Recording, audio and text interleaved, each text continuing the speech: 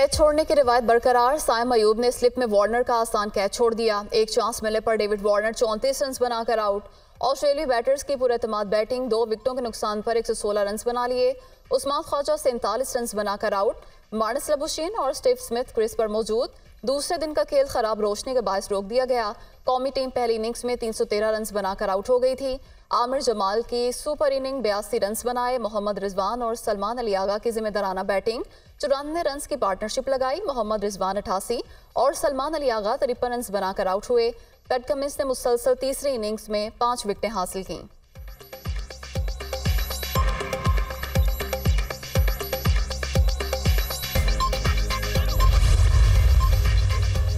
पंजाब, खैबर पख्तूनख्वा और बलाई सिंध में धुंध का राज। धुंध के बायस मामूलाती जिंदगी मुतासिर। मोटरवे को मुख्तलिफ मकामात पर बंद कर दिया गया। M1 इस्लामाबाद से पेशावर, M2 इस्लामाबाद से बलकसर तक बंद।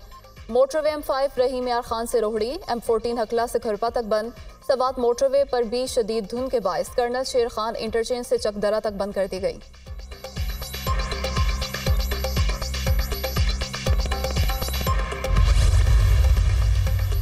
पेशावर हाईकोर्ट में 12 घंटे गुजारने के बाद जरताज गुल को हिफाजती जमानत मिल गई। अदालत ने 2 सिफात पर मुश्तमिल मुख्तसर फैसला जारी कर दिया। 13 जनवरी तक राहदारी जमानत मंजूर की जाती है। दरख्वास्त गुजार 13 जनवरी तक मुतल्लिका अदालत में पेश हों। मुख्तसर फैसला। Chief justice Peshawar high court justice Ibrahim Khan ने पुलिस को गिरफ्तारी से रोक दिया। एक खातून के लिए इतनी नफरत तैनात की गई।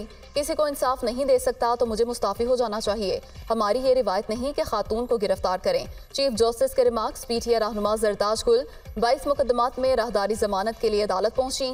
पुलिस की भारी नफरी गिरफ्तारी के लिए अदालत के बाहर मौजूद रही। 9 मई के वाकयात की माफी मांगती हूँ। मेरा घर तोड़ दिया गया। पता नहीं इलेक्शन लड़ रही हूँ या जंग। इंसाफ दिया जाए। जरताज गुल का मुतालबा गुफ्तगू के दौरान आबदीदा हो गई।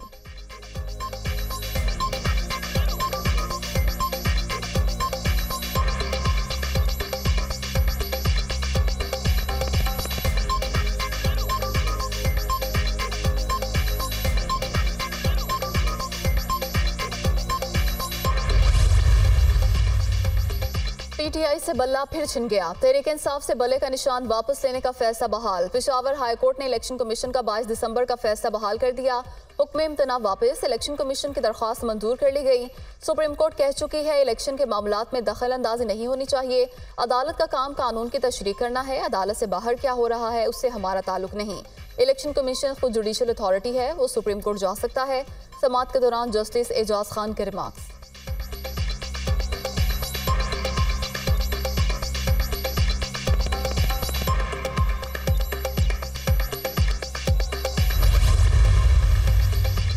तहरीक इंसाफ का पेशावर हाईकोर्ट के फैसले के खिलाफ सुप्रीम कोर्ट जाने का ऐलान। कभी उम्मीद है मामले को सुप्रीम कोर्ट ही हल करेगी। सुप्रीम कोर्ट बल्ले का निशान बहाल नहीं करती तो हर उम्मीदवार आज़ाद लड़ेगा।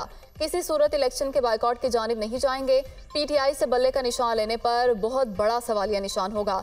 सुप्रीम कोर्ट कह चुकी है पार्टी से इंतखाबी निशान वापस लेना उससे तहलील करने के मुतरादिफ है। पीटीआई रहनुमा बैरिस्टर गोहर अली खान की मीडिया टॉक।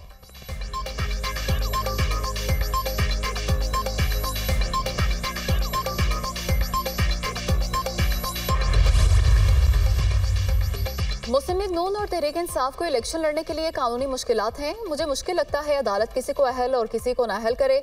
दोनों अहल होंगे या दोनों नाअहल होंगे। लाहौर से इलेक्शन लड़ा हूँ, किसी में हिम्मत है तो मुझसे मुकाबला करे। मियाँ साहब को बेहतर लगे तो लाड़काना से आकर लड़ें। शरीफ खानदान को जनरल ज़ियाउल हक और पीटीआई को फैज़ हमीद ने मुसल्लत किया।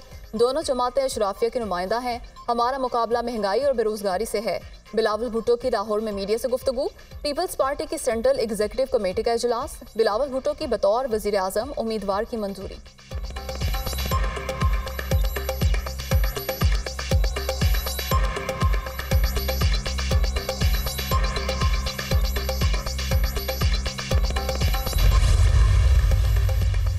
ईरान में जनरल कासिम सुलेमानी की बरसी की तकरीब में बम धमाके, 103 अफराद जाँ बहक, 200 जख्मी हो गए।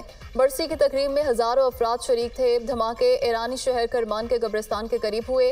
कासिम सुलेमानी की चौथी बरसी मनाई जा रही थी। दहशतगर्दी के वाक़े पर सुप्रीम लीडर आयतुल्लाह खामनाई की शदीद मजम्मत। ईरान में आज सोग।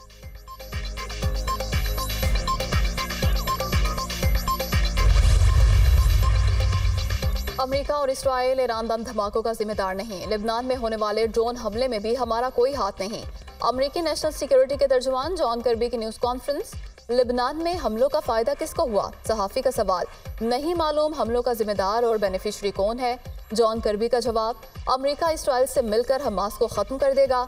आलमी शराकत दारों से मिलकर बहरा अहमर में हौसियों के खिलाफ भी हिकमत अमली बनाएंगे। जॉन कर्बी का आज़म। अमरीकी दफ्तर खारजा के तर्जुमान मैथ्यू मिलर ने भी ईरान में बम हमलों में अमरीका और इसराइल के मुलविस होने की तरदीद कर दी।